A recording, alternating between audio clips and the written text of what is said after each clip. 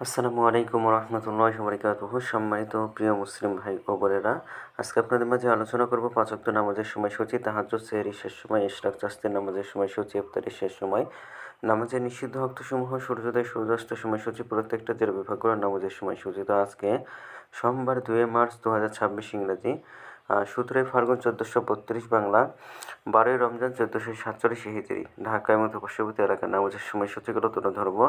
তারপরে অন্য অন্য জেলা বিভাগগুলো নামাজের সময়সূচিগুলো তুলে ধরবো। তো যে যেখান থেকে ভিডিও দেখছেন কমেন্ট করে জানাবেন।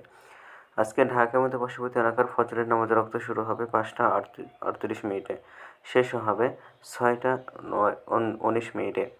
জোহরের নামাজের রক্ত শুরু হবে 12টা 14 মিনিটে। জোহরের নামাজের রক্ত শেষ হবে 4টা 21 মিনিটে। আসরের নামাজের রক্ত শুরু হবে 4টা 22 মিনিটে, শেষ হবে 5টা 44 মিনিটে। মাগরিবের নামাজের রক্ত শুরু হবে 6টা 3 মিনিটে, শেষ হবে 7টা 17 মিনিটে। ঈশার নামাজের রক্ত শুরু হবে 7টা 18 মিনিটে, শেষ হবে 4টা 4 মিনিটে।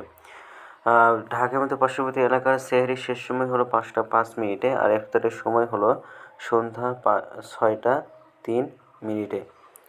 আজকের নফল নামাজের উত্তম সময় ইশরাকের রক্ত সকাল 6টা 34 মিনিট থেকে 8টা 49 মিনিট পর্যন্ত। চাঁদের রক্ত সকাল 8টা 50 মিনিট থেকে 12টা 7 মিনিট পর্যন্ত।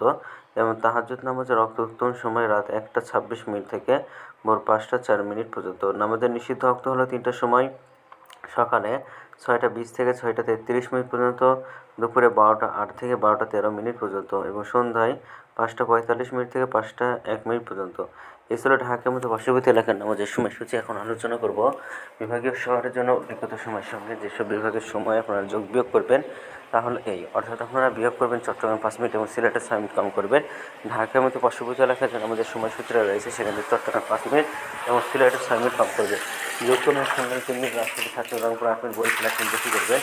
ঢাকার মতো পার্শ্ববর্তী এলাকায় যে আমাদের সময়সূচিটা রয়েছে সেখান থেকে এই 4টা বিভাগে আপনার একটু বেশি করবে। তো আজকের ভিডিওতে বিদ্যুৎ চলে আর ইসলাম ফাউন্ডেশন থেকে। যেহেতু ভালো লাগলো অবশ্যই চ্যানেলে সাবস্ক্রাইব করে পাশে থাকবেন। ধন্যবাদ সকলকে। আসসালামু আলাইকুম রহমতুল্লাহ।